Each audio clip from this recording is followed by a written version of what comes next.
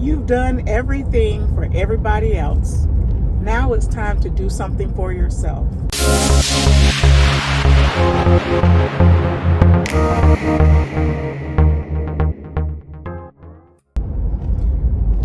Welcome to my series on Reinventing Your Life After 50. I'm going to do a few videos on different things that we can do to improve our lives. You know, there are a lot of times things that we want to do for ourselves, and, you know, if you're a mother, or whether you're a mother or not, you know, you put things off for some reason. Now, as a mother and a wife, you know, you might have put things off to make sure everyone else had what they needed.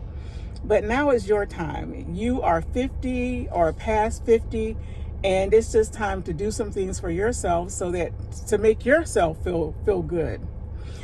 So in this series, I'm going to talk about just some different things that we can do to reinvent ourselves, to add some pizzazz to our lives, and just to do those things that we've been wanting to do for a long time and just hadn't gotten around to it.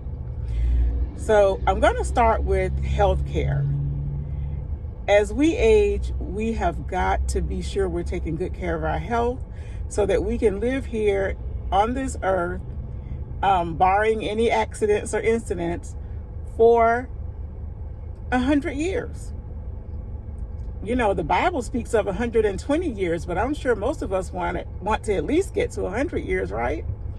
So we want to live as long as we can. And one thing that we cannot shun during this stage of our life is exercise.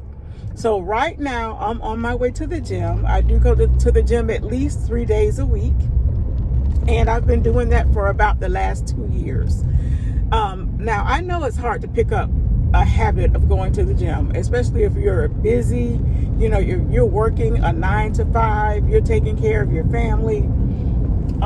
You have different obligations, and sometimes it can seem really hard to squeeze in the gym. And it was hard for me at first, but I encourage you, go ahead and squeeze it in and make it a habit. Whether it's a gym, you don't have to go to the gym. You can walk around your neighborhood for 20 or 30 minutes.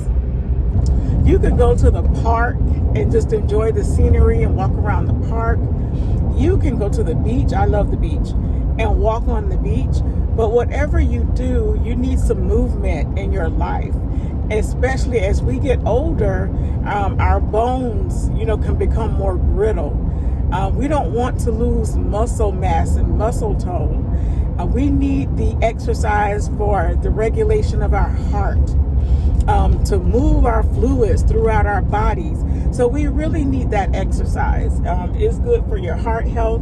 It's good for your mental health. So we don't want to leave that part out of our lives. If that's not a habit that you've cultivated already, you can cultivate it, because let me tell you, I was not at all interested in doing some kind of regular exercise. You know, I've always tried to, but it was always drudgery. Okay, well, let me go ahead and go to the park and walk around the track. It just felt like drudgery. But finally, I made up my mind that it was something that I needed to do. And once I really got into the habit, then it felt less like drudgery. If I miss a day now, it feels weird. So you can get to that point where it feels like drudgery, to where it just feels like a normal part of your week. And if you miss it, you feel strange. You really feel like something is missing. So start out, you know, with what you can do. You know, if you can do 1 day a week, or if you can do 3 days with just 10 minutes a day, start where you are, because it's important for you to get your exercise. Now, what I do at the gym is 20 to 30 minutes on the treadmill. And then there are 4 different machines that I use where you know, sit down and do the weights. So I really feel good when I do my exercise. I feel accomplished. It's important for me to make sure that I dominate my body and don't let my body dominate me. Your body hardly ever feels like doing what it needs to do. And who's in control? You are your body. And yes, you are separate from your body. You are a spirit. And you know, I come from a spiritual viewpoint. You know, the Lord is my Savior, and I try to see the world the way He sees it. I try to see myself the way that He sees me. So God made me a spirit like Him, who has a soul and lives in a body. So I'm separate from this body. So I don't let this body tell me what to do. I let the Spirit of God through me tell this body what's going to happen. So when I first started out, I didn't feel like going to the gym. I didn't feel like developing that particular habit, but I knew that it was necessary. So I wasn't going to let my body tell me what it feels like doing, because the body will run you in the ground every time. But you have to overcome your body. You have to take charge and take authority over your body and say, this is what we're doing, whether you feel like doing it or not. That's how it is with exercise. That's how it should be with our diet. The body will tell you, yeah, I want ice cream, and it might want ice cream, cake, and cookies, 3 times a day, every day. And I'm sure you're not allowing your body to have that, because you are dominating your body in that area. If you're not dominating your body in that area just yet, you certainly can. So don't let your body dictate what's going to be. You dictate it through the power of the Holy Spirit living inside of you. That's called self-discipline. And that self-discipline comes by the power of God working in you. So let's go ahead and make sure that we're developing an exercise routine of some sort, that we're also taking care of our health by what we put into our bodies. Find what works for you. If you've been struggling with your weight, find what works for you. The carnivore diet works for some. The keto diet works for others. Just eating the standard American diet, but pulling back on some of the carbohydrates can work for you. Experiment until you find what works for you. Don't just give in and say, well, I can't do this, or it's too hard. Anything worth having is hard to do at first, but then when it becomes a habit, it becomes much easier. If you're trying to lose weight and you're going to the gym, or you're going walking, you're tweaking your diet, and it seems like it's taking forever, don't give up.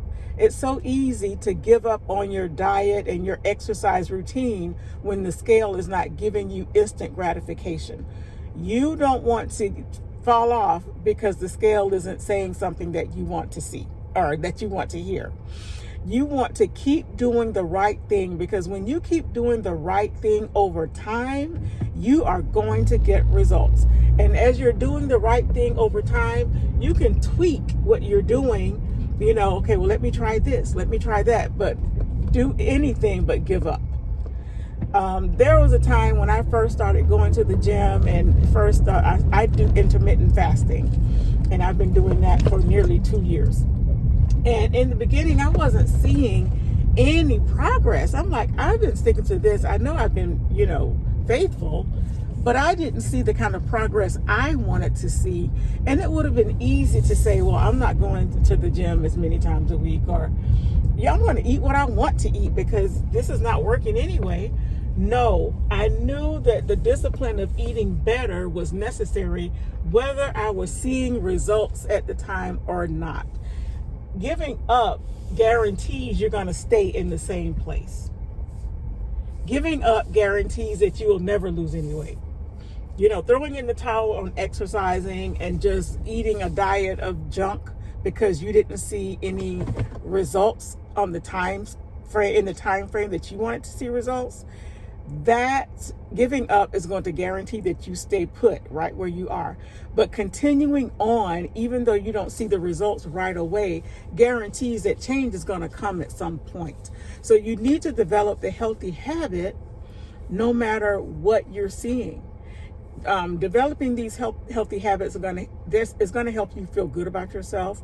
You're going to feel accomplished. Your body's going to feel better. Even if you're not seeing the weight drop as fast as you want, your body is going to feel better. You're going to feel as if you have more energy. And believe it or not, intermittent fasting, especially if I go 36 hours and get into autophagy, that really boosts my energy. Makes me feel like I can do more exercise, than what I'm doing. And so, so I'm encouraging you during this series, do some things for yourself that's going to improve your life.